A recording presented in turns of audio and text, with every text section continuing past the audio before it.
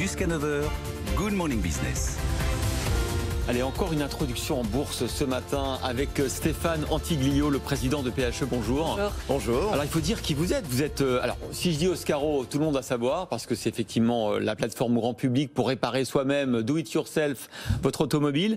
Mais la vérité, c'est que 80-90% de votre business, c'est autodistribution. C'est la même chose, mais pour les professionnels. En 2 heures, vous acheminez partout en France n'importe quelle pièce détachée utile, notamment pour un réparateur automobile. C'est ça ?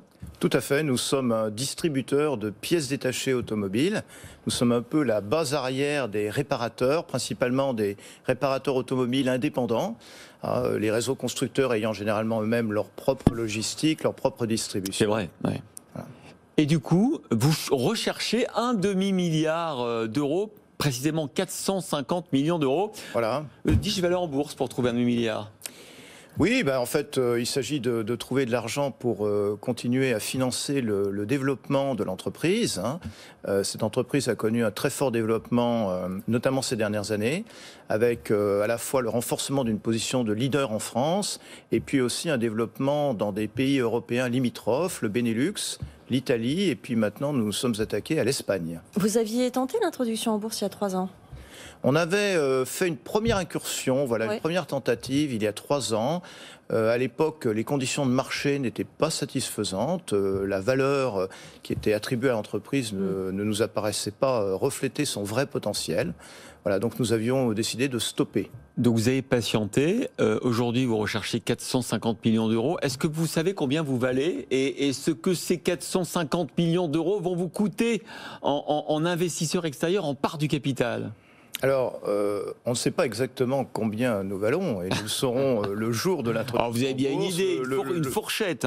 Nous le saurons le jour de l'introduction en bourse. Voilà. Bon. Non, après, ce que nous voyons surtout dans l'introduction en bourse, c'est au contraire le moyen de poursuivre le développement. C'est ça qui est important pour l'ensemble des collaborateurs du groupe. Nous voulons renforcer notre pénétration dans les différents pays européens, renforcer notre leadership en France. Bien sûr auprès des professionnels et pourquoi pas pour la partie do it yourself auprès des particuliers également. Il y a eu justement cet arrêt de l'activité, ou en tout cas ce frein avec l'année dernière. Comment ça s'est comporté l'activité dans les 3 premiers mois de l'année ? Alors l'activité pour nous a été plutôt bonne, même très bonne, en dépit des restrictions de mobilité. En fait, le groupe a une dynamique extrêmement forte et extrêmement positive. Je pense que l'année dernière nous a permis de gagner des parts de marché. Vous savez, les années de crise sont souvent des années où un tri s'effectue. Bien sûr. Les opérateurs forts, en bonne santé, ont tendance à encore plus émerger, et ça a été notre cas. Ça veut dire que malgré les ventes d'automobiles qui se sont effondrées certains mois, les réparateurs et les particuliers ont continué à vous acheter plus de pièces détachées. Alors en fait, nous intervenons sur un marché qui est l'après-vente automobile, donc nous ne sommes pas liés à la vente d'auto. Au contraire, nous intervenons sur le parc existant. Alors 40 millions de véhicules en France, 128 millions de véhicules sur les routes dans les 6 pays que nous couvrons, et nous fournissons les pièces pour l'entretien de ce parc. Il n'y a pas un petit risque business avec l'électrique qui nécessite moins de pièces détachées, c'est moins compliqué, un moteur électrique, un moteur thermique, est-ce que... Alors, tout à fait, l'électrique simplifie notamment la partie motrice du véhicule. Après, il y a aussi de nouvelles pièces, il y a des batteries plus imposantes, il faut des systèmes de refroidissement ou de réchauffage des batteries.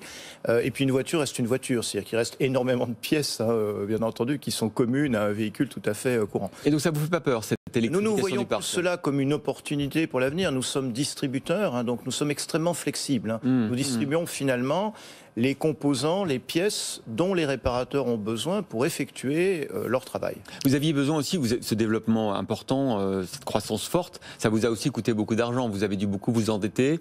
Est-ce qu'il y avait une nécessité là d'aller chercher des fonds propres aussi ?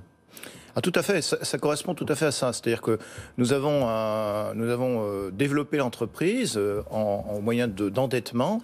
Ça a été un pari payant puisque l'entreprise s'est fortement développée. On a fait plus 20% sur les 3 dernières années. Notre marge d'exploitation, elle a augmenté de façon spectaculaire, presque 50%.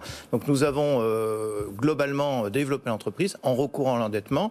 L'augmentation de capital va permettre de diminuer ce niveau d'endettement et donc de pouvoir continuer dans une phase nouvelle. Voilà, Stéphane Antiglio, le président de PHE, la maison mère, donc je le rappelle, d'autodistribution et d'Oscaro. On vous souhaite cette fois-ci que ça fonctionne, la bourse.